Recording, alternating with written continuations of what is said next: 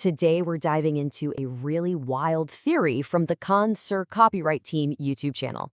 They're claiming there's this massive secret plan that's been in the works for decades, and it's all set to come to a head in 2029. And the goal? Just one thing, to completely dethrone the US dollar. Yeah, this isn't just some vague what-if scenario. The source we're digging into today makes a really bold prediction. It says that in 2029, the BRICS nations are going to make a move, a coordinated attack designed to pretty much collapse the American economy. Now, that's a huge claim, right? So let's unpack how this theory says it all started. Okay, so to really get what this theory is all about, we've got to rewind the clock. We're going back to a time when money, well, it was based on something you could actually hold in your hand, solid gold. So the story goes that this all kicks off right after the World Wars. You've got most of the world just completely devastated, right? Countries needed a safe place, a Fort Knox, to store their most precious stuff, their gold. And where was the safest place on the planet? Well, the United States, which hadn't been physically torn apart by the fighting. It was basically the world's vault. And we're not talking about a small amount here. According to this account, something like 60%, that's 60% of all the gold in the entire world, ended up in American vaults. I mean, just think about that. That's a concentration of wealth like we've never seen before, all in one country.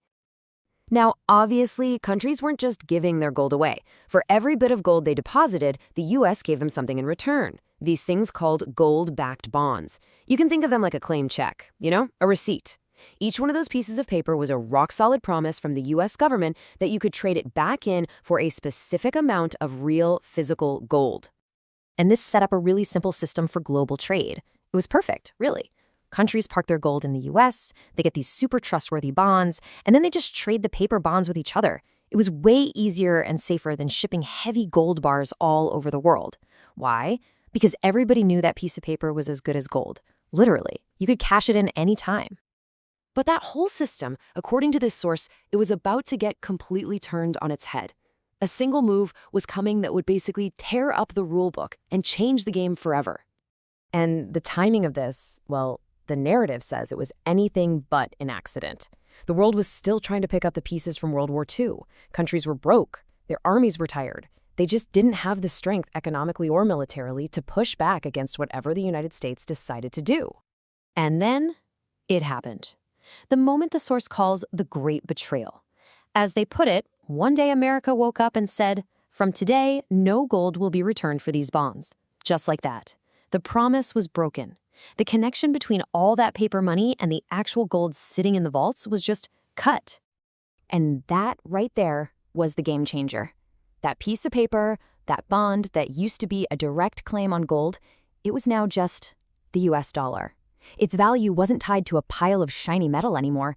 It was only tied to one thing: trust in the US government. And if you look at it from this perspective, all that gold from all those countries was now basically a hostage. So the theory goes that to protect this new system, where the dollar is king, the US had to get tough. It claims that any leader who tried to go around the dollar, who tried to trade in a different currency, well, they faced the consequences. The source points to leaders like Saddam Hussein in Iraq, saying he tried to sell oil for euros instead of dollars, and, well, we all know what happened there. Okay, so this whole history of the dollar being on top, according to this narrative, that's the seed. That's exactly why decades later, a new alliance started to quietly take shape in the shadows. So, fast forward to around 2006. A new group pops up on the world stage, BRICS. You've got Brazil, Russia, India, China, and a little later, South Africa joins in. Publicly, it was all about economics, helping each other grow, promoting trade, all that good stuff. But this is where the theory gets really interesting. The source claims that the public goal, all that talk about trade, was just a smokescreen. Behind the scenes, they say, was a secret, much bigger plan, a 25-year-long game to systematically take down the US dollar. And to even have a prayer of pulling that off, they were going to need some serious economic muscle. And today, well, that's exactly what they've got. The source highlights that the BRICS group, which has grown since it started, now controls a mind-boggling 44% of the entire world's GDP. 44%.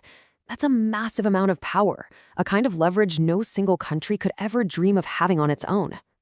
So they've got all this economic power, right? But what's the final move? What's the end game? Well, the source claims to lay out the entire master plan, a step-by-step strategy that's supposed to reach its grand finale in 2029. And this wasn't some spur-of-the-moment idea. The narrative paints a picture of a very patient, very calculated plan, one that was kicked off way back in 2006 and was designed to play out over 25 years. The first 20 years or so, that was all about getting the pieces in place, gathering strength, and just getting ready for the final move. And here it is, the supposed final play. First, they expand, bringing in heavy hitters like Saudi Arabia and the UAE. Then, they unify, forming a massive economic partnership with the entire African Union. And then comes the checkmate in 2029. This huge alliance, all at once, announces they're done with the US dollar. They won't accept it for trade anymore. The theory says this would cause a worldwide panic. Everyone would try to dump their dollars, forcing the US to either come up with the gold they supposedly don't have or go broke. So what are we left with? A pretty dramatic game of geopolitical chess. Is this whole thing just a natural economic shift, as the world becomes less centered on one single power? Or is it, as this theory claims, a calculated, 25-year-long checkmate in the making? I guess the only thing we know for sure is that 2029 isn't very far off. We're about to find out.